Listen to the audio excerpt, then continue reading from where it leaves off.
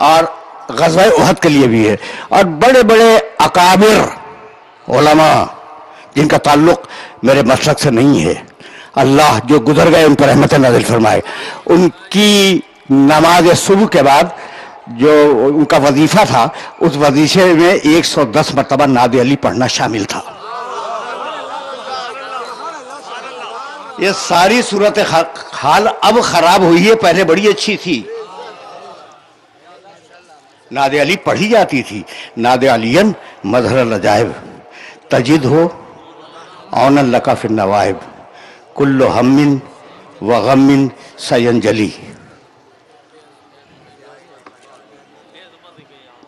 بے ولایت کا، باقی تو لوگوں نے اضافہ کر لیا ہے، بے ولایت کا یا علی یا علی یا علی 3 مرتبہ کہا۔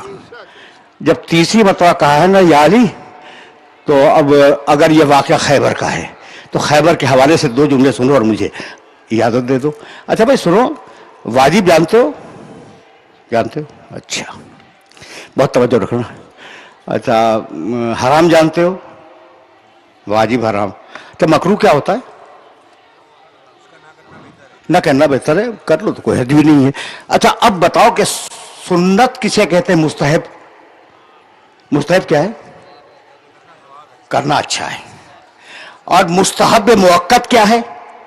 واجب کے قریب ہے۔ سمجھ گئے؟ جہاں جہاں تک میرے سننے والے سننا ہے سنے بھائی، میں چھوٹا تھا طالب علم فقہ کا، بہت چھوٹا۔ کیا سمجھے بھائی؟ واجب جانتے ہو، حرام جانتے ہو، مکروہ جانتے ہو، مباح جانتے ہو، مستحب بھی جانتے ہو، کرنا اچھا ہے، ٹھیک۔ اور مستحب مؤکد کیا ہے؟ تاکیدی مستحب جو واجب کے قریب ہے، تاکیدی اسے کہتے ہیں مستحب مؤکد۔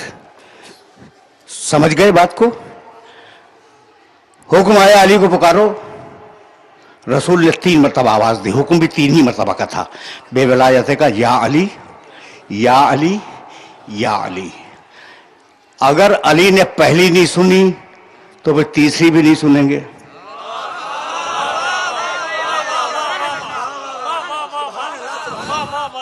جانتے ہو کہاں پہ علی؟ رسول خیبر کے میدان میں ہیں، علی مدینے کے ایک درخت کے اوپر چڑھے ہوئے کھجوریں اتار رہے تھے، ٹھیک ہے۔ اب وہاں انہوں نے وہ آواز سنی یا علی، انتظار کیا، پھر آواز آئی یا علی، انتظار کیا، اور پھر آواز آئی یا علی، اب کہا لبیک یا رسول اللہ، اور وہیں سے سیدھے آئے۔ مظہر العجائب ہے۔